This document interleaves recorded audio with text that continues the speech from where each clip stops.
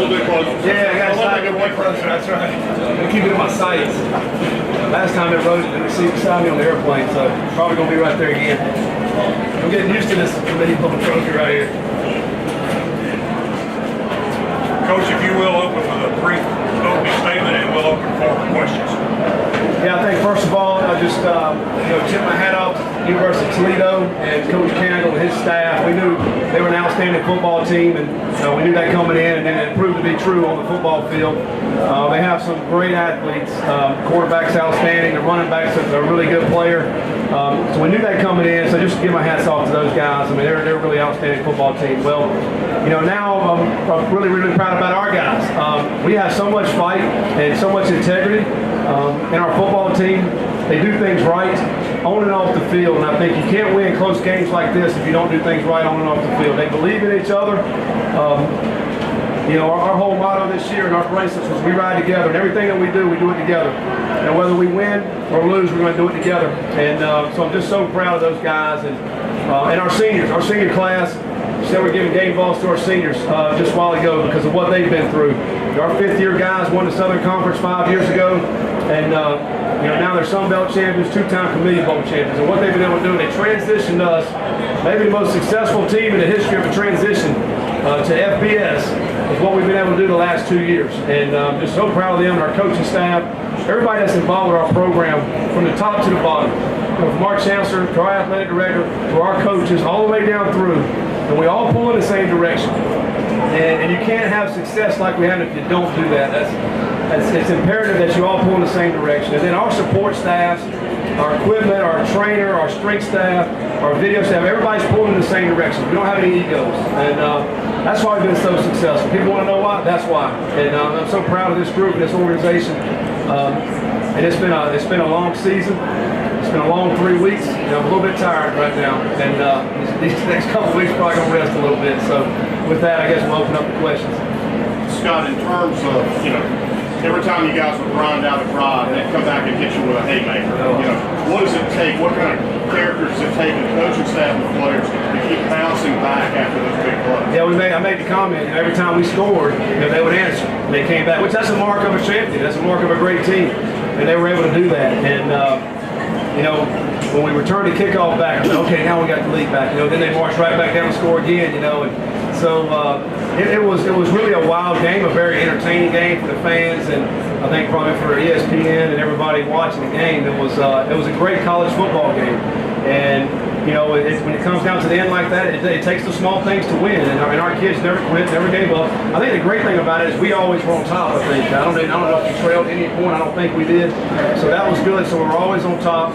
But then they would answer. Then we had to go back and answer again. So that back and forth kind of game, we've been in some tight games this year, and we've been able to win most of them. So I'm just proud of the resiliency that our kids showed. And that's 2 years in a row. You put the result of the game ultimately on your kicker's foot. Yeah. Talk about Michael, because it's different with Michael going out there as a freshman. Absolutely. He's come a long way this season. I'll say that. For our first game against Tennessee, we missed the extra point. We missed the field goal in that game. He's come a long way. He's continued to work, just like our other kids in our program. They keep working. We don't give up on them. They keep working. He came out here tonight. I tell you, pre-game, he kicked the ball beautifully. And then that right there, to win the game with basically a 39-yard field goal. I think under 40. I don't even think he missed this year. So he's perfect under 40. So really proud for him of that. We were down there the drive before. We tried to fake. We thought we had it, and looking at the way they lined up on us, but. We're an aggressive program. We're always going to keep pressing. We went for it tonight on fourth down maybe 3 or 4 times. So I think you got to be aggressive if you want to win close ball games. But I was proud of Michael to come back and make that kick. That was awesome. And then our defense held up good enough. And they didn't get the end zone to attempt a field goal wide right. Yeah, it was different this year. I mean, it was a clean ball game. There wasn't the turnovers that we had last year's ball game out of both teams. Both teams took care of the football. We've been excellent this year taking care of the football. I think we finished #1 in the Sun Belt in turnover margin. One of the reasons why we've been successful.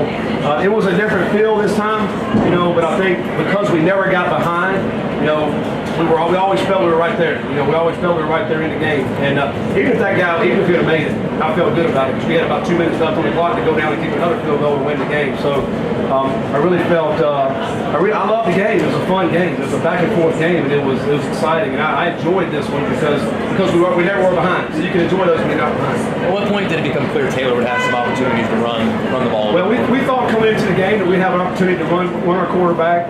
In that league, there's not many offenses that run the quarterback, which we do. And Taylor's a very, very effective runner in our run game.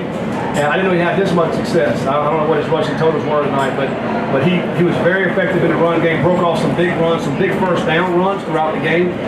The touchdown run was huge. And I'm gonna tell you what, he's one tough cookie. He got hit hard tonight several times.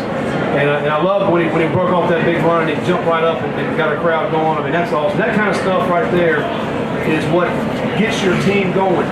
I'm gonna tell you what, you don't see our quarterbacks in the history of our school slide. We don't slide, but that's the toughness we have. And this guy right here is as tough as all of them. And that's unbelievable what he's able to do. Our kids feed off of that. That's what leaders do. That's why he's a winner. That's why the record that we have right now is because of guys like Taylor and the rest of the guys are so resilient. They refuse to lose, and I'm really proud of him and the rest of the guys.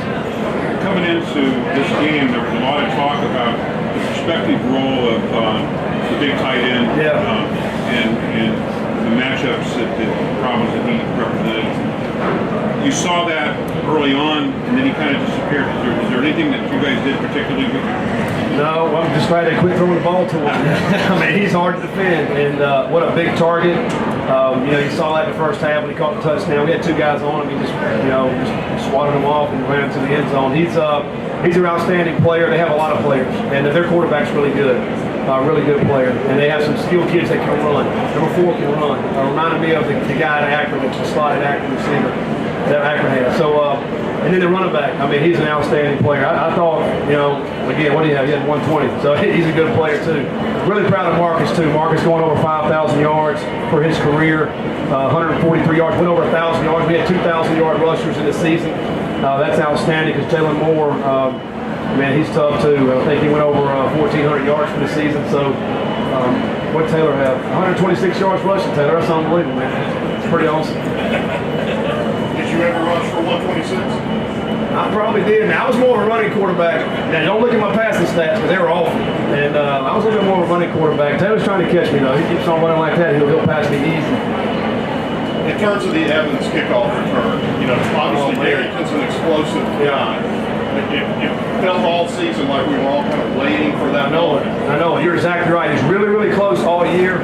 Akron game kind of showed what he could do, I think. And then, he is he is a great human being. I love him. He doesn't say 2 words ever in practice or anything. Just keeps working. And for him to take that, what a huge play in the game for a true freshman in his first bowl game, first time here to take a kickoff back the distance for a touchdown. The future's bright for Darrington Evans. We're going to find ways to get him to football. He gets an off-season program. He's going to be so much better next year. And I love the kind of person he is. I love what he stands for. Is that different John Law than we've seen? Hey, man, John Law, he played tonight. He played awesome tonight. We always talk about in our program, how are you going to finish and what are you going to be remembered for? Well, this is what John Law's going to be remembered for. How he finished tonight in this bowl game. He was hitting tonight. And he didn't get to play last year's bowl game, so he was so pumped and excited. You've been asking him, you're fresh. He's finally fresh, and over the last 3 weeks he's got healed up, and he wanted to lay it all out there, and he did tonight. And I'm so proud of John. I love him, his family, and what he stands for as well. He's a guy that's got the 3 rings, SoCon Championship, Sun Belt Championship, the 2 Camellia Bowls, and what a great leader for our program. Is there a bit of a different taste having that Sun Belt Championship and bowl and all those? Well, we know we set out this season. Our goals were, number 1, to win the Sun Belt. Number 2, to get to a bowl and win the bowl. I mean, we pretty much did everything we set out to do this year. We got double-digit wins again, back-to-back double-digit wins, back-to-back Camellia Bowl champions. I don't know what else you can do. I don't know. We did about all we could do this year. It's unbelievable. So what's great about this is, in our program right now, we got a lot of great players coming back. Our defense is going to be outstanding next year. We got a running back, we got our quarterback, all our receivers are back except for Jaquil. We're going to be really good again next year. This right here is going to snowball into recruiting. We've already got a great class committed right now. If we can hang on to them, we've got to get a few more that'll come to us in February. It's going to continue to snowball, and we're going to bring in some great student athletes in this next class and have a great off season. And we can't wait for Georgia, man. That's our first game next year. We're excited about it. I think that's a good place to finish. Thank you.